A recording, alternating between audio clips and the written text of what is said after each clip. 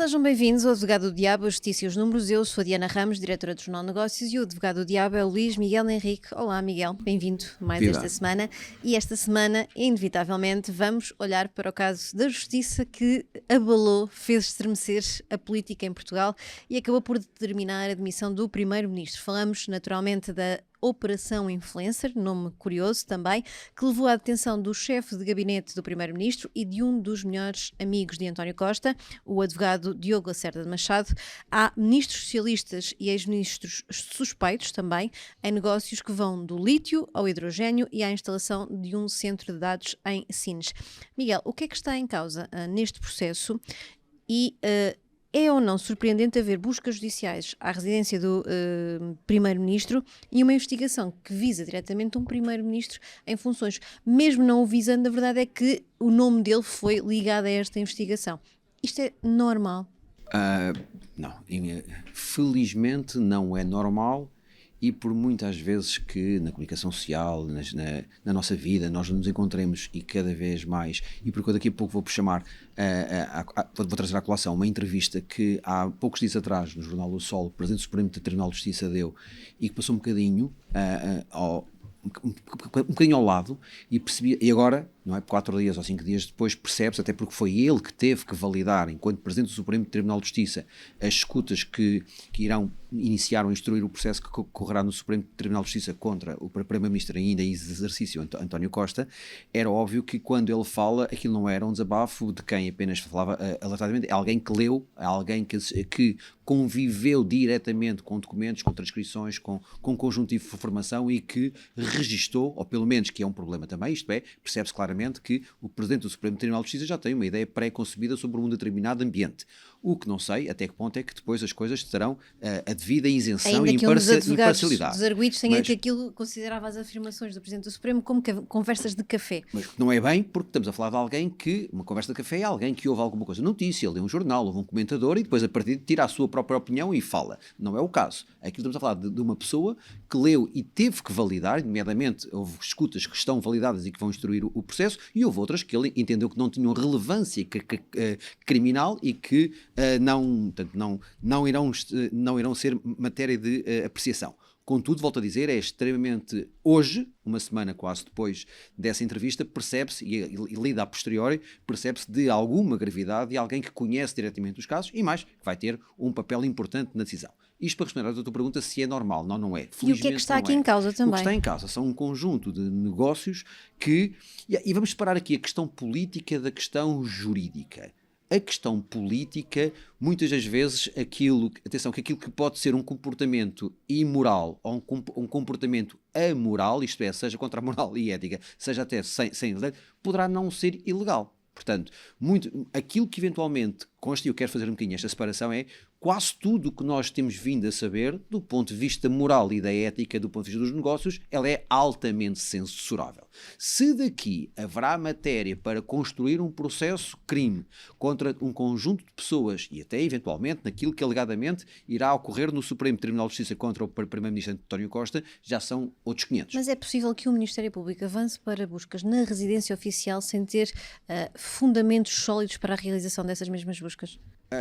Deixa-me dizer o seguinte, que é, eu considero, se é apenas o que vem ser dito até agora, e vou dar um exemplo. Eu quando vejo os indícios em relação, por exemplo, ao Presidente da Câmara Municipal de Sines, para não falarmos de ministérios e de chefes de gabinete, e acho que há um conjunto, e acho que os níveis são diferentes, mas, por exemplo, quando eu vejo aquilo que é imputado, ou os indícios, ou aquilo que é a contrapartida de algum benefício que foi solicitado, eu vejo relativamente ténue em relação à construção que se quer pôr. Por isso é que eu digo, uma coisa é o plano da moralidade dos negócios e da parte política, e o Primeiro-Ministro aqui tem falhado, e nós aqui já temos vindo até a criticar um conjunto de pessoas que escolheu, que não deveria ter escolhido, um conjunto de pessoas que se aproximou, que não se devia ter aproximado, e pôs-se a jeito. Se daí advirá algum tipo de consequência jurídica ou judicial para ele ou para outras pessoas que estão neste momento no processo, volto a dizer, são outros 500, e daquilo que até agora vem a lume, sinceramente ainda acho pouco. Contudo, e respondendo também mais uma vez à tua pergunta de forma direta, é inconcebível que os procuradores do Ministério Público não façam uma leitura juizada, correta e devidamente consentânea com a importância das decisões que tomaram, porque ao avançarem como avançaram, e há aqui outra mensagem subliminar que também tem passado um bocadinho à margem, que é o facto da polícia judiciária não ter estado envolvida nisto. Isto, de forma muito discreta, mais à frente iremos perceber qual é que é o impacto que isto tem nas relações orgânicas, porque isto foi claramente uma forma de dizer que qualquer violação do segredo de justiça que tenha ocorrido no passado não foi por parte do Ministério Público, foi por parte da polícia judiciária. Portanto, isso foi claramente, para bom entendedor, meia palavra abaixo, e neste caso o silêncio da questão foi perfeito. E quão elevado é que é o risco do Ministério Público poder dar aqui um passo em falso neste processo, face àquilo também que acabou de dizer, e salvaguardando que estamos a gravar num momento em que se vão sabendo cada vez mais peças sobre os contextos e as suspeitas que estão em causa. Exato. No momento em que os nossos espectadores estarão a ver isto, há informação que nas próximas horas irão ocorrer, e à velocidade que as coisas têm vindo a ser, podemos aqui correr o risco de estar desfasados já um bocadinho da realidade face à velocidade com que as coisas acontecem. Mas em relação volto a dizer, já houve muita coisa no passado do ponto de vista processual e do ponto de vista de um conjunto de processos, crimes que se iniciam e que, como o bom português diz, as montanhas vão parindo ratos. Era muito importante que, neste caso em particular, e não conhecendo nem de perto nem de longe minimamente a matéria que está presente nos autos, que haja a sustentabilidade, esteja devidamente alicerçado em nexo de causalidade e em prova. Sem estes dois fatores não vai ser possível conseguir levar todos estes processos a bom porto. Por parte do Ministério Público, e o bom porto para o Ministério Público será uma acusação transitada e uma condenação transitada em julgado. Portanto, entre o nexo de causalidade do ponto de vista criminal e a prova clara e sustentável de tudo isto que alega, falta muito para lá chegar. Era muito pouco pertinente que o Ministério Público, no meio disto tudo, passado alguns anos, viesse a acontecer nada. Muito bem. E há alguns elementos do Partido Socialista e o próprio António Costa, na declaração que fez ao país, que dão a entender que o Primeiro-Ministro sai por culpa da PGR e daquele último parágrafo que foi colocado no comunicado sobre a investigação. É mesmo assim, no seu entender, ou de alguma forma António Costa, com o seu chefe de gabinete exposto, com buscas à residência oficial, estaria de alguma forma também comprometido para desempenhar as funções, naturalmente, não falando da parte judicial? Eu sou mais exigente ainda que isso.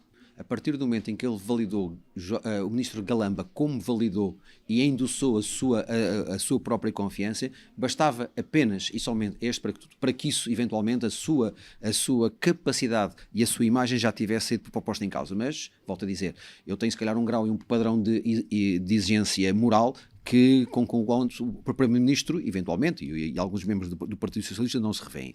Era impensável que, fruto de tudo isto, que tivesse sido apenas e somente o último parágrafo do comunicado da PGR que levasse a isso. Portanto, eu acredito que, pura e simplesmente, mesmo que nada disso acontecesse, mesmo que aquele comunicado não tivesse saído, porque não era obrigatório, foi um ato digamos, de livre-arbítrio que caberia à PGR, mas só pelas vicissitudes que tudo ocorreu, António Costa não tinha a mínima capacidade e margem política para se manter em funções. Falemos de Lacerda Machado. Aparentemente aqui a figura central é tanto mais que a operação se chama Operação Influencer. Ele esteve em muitos dossiês como negociador do Estado, é visto por muitas empresas como facilitador, lá está, o influencer. Muitos já lhe apontavam também o dedo no passado. A forma de atuação de Lacerda Machado era de alguma forma questionável ou levantava dúvidas? Declaração de interesses. Eu conheço o Dr. Diogo Lacerda Machado, conheci-o e trabalhei com ele durante 2 anos no processo dos autos do BES. As pessoas às vezes não conhecem mais muito. Mais um dos dossiês onde ele teve que fazer de negociador. Conheci-o desde o momento em que o António Costa era apenas mero secretário-geral do Partido Socialista. Aconteceu numa situação pré-eleitoral, em que na altura Pedro Passos Coelho e a coligação até Portugal à frente viria a ganhar primeiras eleições sem maioria, que mais tarde. E a única coisa que eu posso dizer do momento em que trabalhei com o Dr. Diogo Lacerda Machado, e percebi claramente, e vamos falar aqui, volto a dizer, como declaração de interesse, conheci-o e fiquei com uma excelente relação profissional com ele, e tenho uma excelente opinião. tenho dúvidas, e esta é uma questão pessoal, tenho dúvidas que o Dr. Diogo Lacerda Machado a algum momento cometesse algum ato ilícito. Não tenho dúvidas que, fruto da relação pessoal que ele tem com António Costa, eventualmente seja procurado por A, por B ou por C. Foi contratado por empresas para influenciar a decisão de investimento. Por B ou por C, para eventualmente desenvolver o seu trabalho. O que é que eu vi e o que é que eu assisti durante os 2 anos, sucessivamente de finais de 2015, inícios de 2016 até quase 2018? Vi, sinceramente, alguém em quem António Costa e o governo, que não se querendo comprometer com os lesados do BES de forma institucional, procurou claramente alguém em quem confiasse, mas que não vinculasse o governo. E com o qual nós estabelecemos. Mas é normal existir uma figura ligada ao Primeiro-Ministro, fora, seja ela quem for o Primeiro-Ministro ou essa figura, ligada a um elemento central na decisão de um governo que de alguma forma sirva aqui de fator de pressão à tomada de decisão de investimento? Se foi como fator de pressão, por exemplo, nós no nosso caso, e no meu caso em particular em relação aos lesados do BES, de qual se não fosse, e posso dizer claramente que se não tivesse sido ele, a solução não tinha ocorrido, e não foi por um fator de pressão, foi muito mais de resiliência e de capacidade de mobilizar e de mediar. Acredito, e agora volto a dizer, acredito que empresas que o vejam pela proximidade que se tornou pública, porque à data não o era, não foi assim que eu o conheci, portanto, ele não foi apresentado aos lesados do BES, à associação, como o melhor amigo do Primeiro-Ministro, era alguém. Mas ainda bem que agora se sabe a proximidade que ele tinha com o Primeiro-Ministro. E eu acho que é aqui que eventualmente, se calhar, as pessoas não se cuidaram de manter algumas distâncias. Eu posso dizer que, por exemplo, tenho um amigo meu que em determinado momento foi conselheiro para assuntos económicos do Presidente da República e durante 6 anos e 7 anos eu não lhe telefonei, eu não lhe mandei uma mensagem. Antes dele ir para Belém falava com ele e almoçava com ele, depois dele sair de Belém voltei a almoçar e a falar com ele e durante os 6 ou 7 anos não o fiz. Mas não há aqui linhas ténues? Há muitas linhas que, volto a dizer, moralmente há comportamentos pouco éticos, amorais ou imorais que não são ilegais. Se nós nos colocarmos no patamar da política, quase tudo que nós ouvimos e lemos não deveria nem poderia ter acontecido. Do ponto de vista da transparência, do ponto de vista da boa governação, do ponto de vista dos exemplos que se quer dar. Do ponto de vista jurídico, se aqui eventualmente está cometido algum ilícito que possa permitir, e provado esse ilícito, que possa permitir uma condenação judicial transitada em julgado, são outros 500. Muito bem. Vamos a Vítor Scária. O Vítor Scária, que é o chefe de gabinete de quem também conheci pessoalmente, formalmente, em 2 momentos, mas não tenho razão que tive com o Diogo Lacerda Machado. Há informações que têm vindo a ser publicadas pela imprensa que dão conta de que terão sido apanhados no gabinete de Vítor Scária, na residência oficial do Primeiro-Ministro, alguns envelopes com quantias de dinheiro escondidas, não eram propriamente num cofre, estariam escondidas entre livros, garrafas de vinho, de alguma forma dissimulados. É normal um chefe de gabinete e um primeiro-ministro ter envelopes no seu gabinete da residência oficial? Se o dinheiro estava escondido por cima de ser roubado, se a residência oficial do Primeiro-Ministro... Seria um sítio um pouco estranho para haver. É estranho. Não há razão alguma para que, se o dinheiro é claro, se estava elegido, se era para despesas, para que é que não estaria dentro de uma gaveta, mesmo fechado à chave, não me parecia que tivesse todo repartido, dividido. Isso é o que nós fazemos quando temos as nossas casas, mas com medo de ser assaltados. Não me parece que esse receio pudesse ocorrer no chefe de gabinete. É um mau indício. É um muito mau indício. Não é problemático ter 50, 60 ou 70 mil euros, volto a dizer isso, até porque há questões que, do ponto de vista da transparência moral, possam ser claramente censuráveis do ponto de vista da legalidade, não acarreta nenhuma consequência, até por trazer aqui um assunto que há uns anos passou-se no Sporting Clube de Portugal, em que o André Geraldes também foi apanhado pelo Ministério Público numa busca com 50 ou 60 ou 70 mil euros e acabou por dar em nada.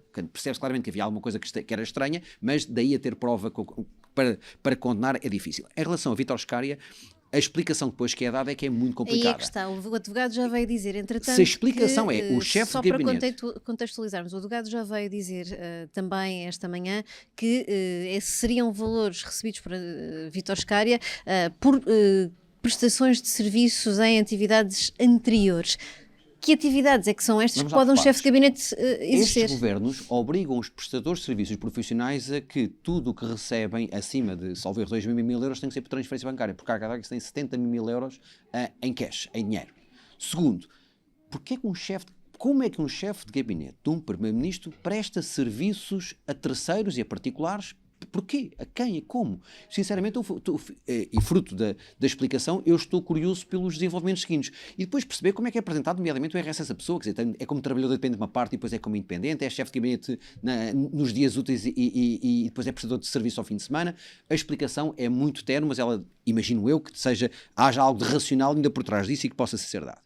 Vítor Scária, pessoalmente, estrategicamente em relação a isto, eu acho que o Ministério Público olha para Vítor Scária como a caixa preta de tudo isto.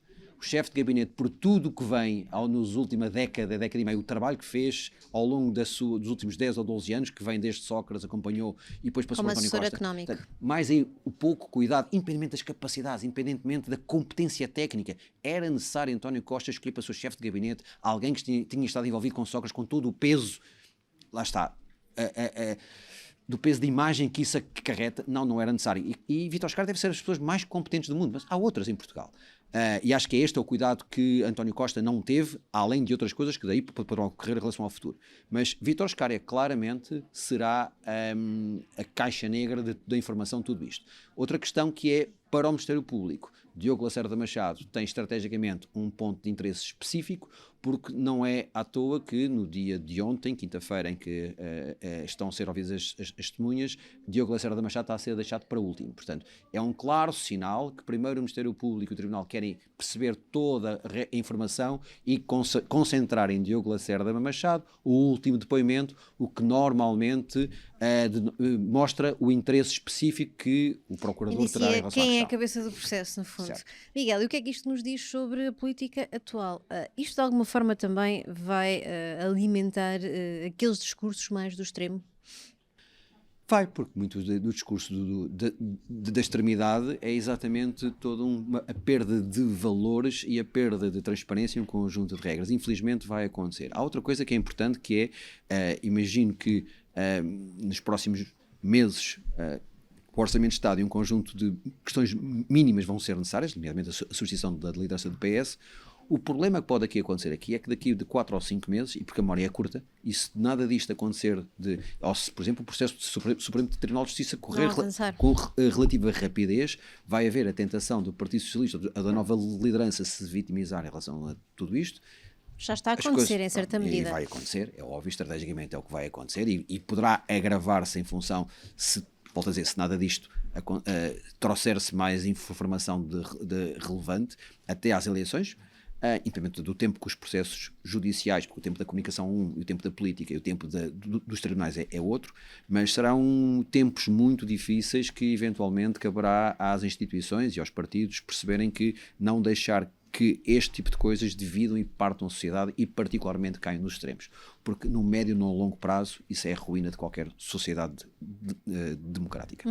E eventualmente partindo do país para novas eleições, quais é que são os riscos para a execução orçamental e para a economia e para a própria execução do PRR? Mas estão mais ou menos identificados e sinceramente há 3 ou 4 ou 5 dossiês à cabeça que poderão ser afetados. Acabaram sucedentes. Neste momento, eu acho que, como os bombeiros, quando chegam a um pinhal com a arder, uma vez ensinaram, a primeira coisa que o comandante faz é definir o perímetro do que é que pode arder e do que não pode arder. Portanto, há aqui questões que nós, claramente, nos próximos 3, 4 meses, o perímetro que vai arder já sabemos. Agora, salvar a aprovação do Orçamento de Estado para não termos que andar em duodécimos. Garantir, nomeadamente, em relação a alguns tratos sociais ou algumas situações, como as pensões, alguns apoios que estavam a ser calculados, pelo menos a garantia de que isso poderá ser prestado. Esse é o perímetro daquilo que não pode arder. Em relação ao resto, são consequências e danos colaterais da relação de tudo isto, que era preferível não ter acontecido, mas se servir para limpar um bocadinho o ambiente e a atmosfera, será o mal menor. Muito bem, Miguel. Está feita a análise à justiça e hoje à política. Obrigada, Luís Miguel Henrique, por mais este advogado do diabo e até para a semana.